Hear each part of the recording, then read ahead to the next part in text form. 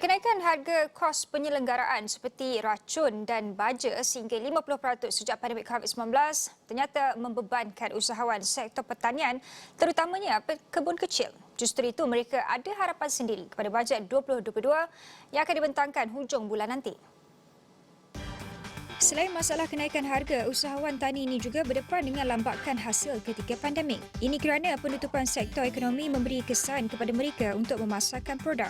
Bagi usahawan nanas Muhammad Mazlan Khairul yang sudah 15 tahun dalam pertanian komoditi itu, beliau berharap agar kerajaan memberi subsidi anak benih pada bajet 2022. Katanya anak benih nanas MD2 kini berharga RM1.50 setiap satu. Faktor penanaman nanas ni permasalah pada penanaman nanas sekarang di musim COVID ni adalah lambat kambuhan nanas. Nanas maknanya tak laku lah. Kedua, input maknanya sekarang mahal.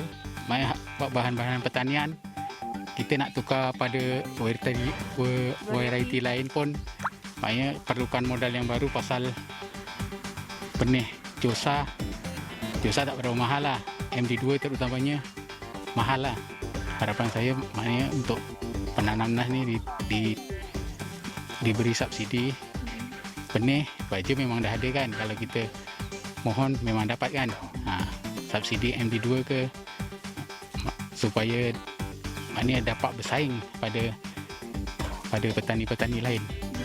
Maknanya kalau semua sudah maknanya sekatan akibat pandemik ni pasaran pun sukar juga kan. Kalau kerajaan nak tolong pun tak sepenuhnya lah. Maknanya dengan harga yang rendah mungkin bawa ke kilang maknanya harga dah jatuh maknanya jatuh. Isu kenaikan harga mentah turut disuarakan usahawan cendawan Nur Saiful Amri Sulong. Katanya selama 4 bulan antara masalah yang dihadapinya termasuk stok habuk kayu getah bagi penghasilan bongkah cendawan kerana kilang penghasilan habuk kayu itu ditutup. Di saat pandemik tempoh hari, contoh isu masaran. So kami kalau tanam cendawan ni kadang-kadang kita fokus ada yang hantar ke kedai seafood tom yum kebanyakannya. So bila pandemik tu kebanyakan kedai tutup. So ada yang berlaku lambakan, terpaksa ada usahawan yang macam saya sendiri kita buat produk hiliran iaitu keripik cendawan, serunding cendawan dan pekasam cendawan. Itu antara inisiatif yang kita buatlah untuk mengelakkan lambakan cendawan itulah di saat pandemik tempoh hari. Dan bagi menggalakkan khususnya golongan belia bagi menepani cabaran-cabaran yang akan datang, saya berharap agar belanjawan kali ini kerajaan dapat menyediakan mekanisme untuk melahirkan lebih ramai golongan-golongan belia berminat dalam sektor pertanian.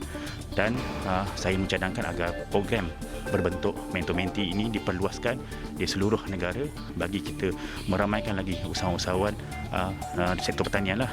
Selain itu, kita dapat mengelakkan kebergantungan kita kepada import makanan luar di masa akan datang. Isu kenaikan barang ini berlaku di semua sektor pertanian, termasuk kami di tanaman cendawan inilah. So kami tempoh hari penanaman cendawan di Malaysia ini dia ada masalah mendapatkan stok habuk kayu getah.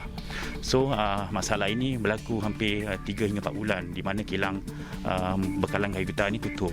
So inisiatif yang saya ambil bersama dengan Lembaga Pertubuhan Nanas Malaysia, kita menggunakan daripada sisa nanas iaitu batang dan daun nanas untuk menggantikan habuk kayu getah itulah.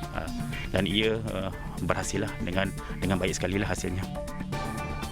Bagi usahawan kelapa matak Muhammad Yahya Sulaiman berharap bajet 2022 melihat semula syarat pemberian peruntukan kepada pekebun kecil. Katanya syarat ketat seperti penanaman melebihi 4 ekar menyebabkan pekebun kecil sepertinya tercicir dari mendapatkan bantuan kerajaan. Buat masa ni untuk tempoh pandemik ni, masalah kita pekebun kecil lah yang mempunyai kebun dalam lingkungan 2-3 ekar, satu nama lah. Masalahnya kita sekarang ni adalah tentang kos untuk penyelenggaraan kebun lah. Seperti baja, racun, semua kos meningkat. Masalahnya kita tak dapat apa-apa bantuan daripada pihak kerajaan lah. Jadi pihak kerajaan hanya menyediakan bajet untuk berkebun-kebun yang berskala besar lah. Lebih kurang 4 ekar hingga 8 ekar ke atas. Masalah yang kita hadapi yang kebun 2 ekar, 3 ekar ni semua tercicir lah daripada bajet kerajaan yang hulukan kepada kita lah. Bagi pendapat saya lah, jadi sebaiknya kerajaan menyediakan bajet untuk kira ikut hektar atau ekar lah. Jadi sekiranya contoh macam 1 ekar tu dibajetkan dalam 1,000. So kalau 8 ekar dapatlah 8,000. Macam itulah, jadi kita boleh tampunglah kos yang meningkat ni. Kelapa sawit memainkan peranan penting kepada penduduk kawasan ni. Apa masalah yang dihadapi penduduk sekarang ni? Harga kelapa sawit memang tinggi. Tapi masalahnya ialah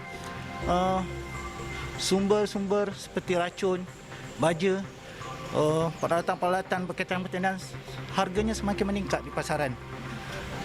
Maknanya kenaikan harga hanya dapat menampung sedikit je beban kepada petani-petani di kawasan inilah.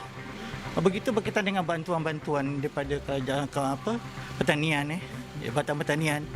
Kadang-kadang syarat-syaratnya terlampau ketat. Kita nak memohon pun susah. Kadang-kadang dia memerlukan petani kecil ni, kadang-kadang dia hanya ada 2 ekar, 3 ekar, 4 ekar. Jadi syarat-syarat kadang-kadang dia memerlukan 10 ekar ke atas untuk dapat bantuan baja dan bantuan tu. Jadi mereka tak dapat, tak sampai. Bantuan tu tak sampai. Jadi saya berharap syarat-syarat tu dilonggarkan sedikit lah. Dilonggarkan. Tujuannya kepada petani-petani kecil kita. Bukan semua petani kita kat sini yang mempunyai berekar-ekar tanah. Tak, dia hanya ada 2 ekar, 4 ekar untuk menampung kehidupan mereka. Usahawan petani ini berharap suara mereka didengari oleh pihak yang merancang bajet 2022. Pertanian antara sektor penting dalam penghasilan keselamatan makanan negara bagi menjamin bekalan negara dari terus bergantung kepada import.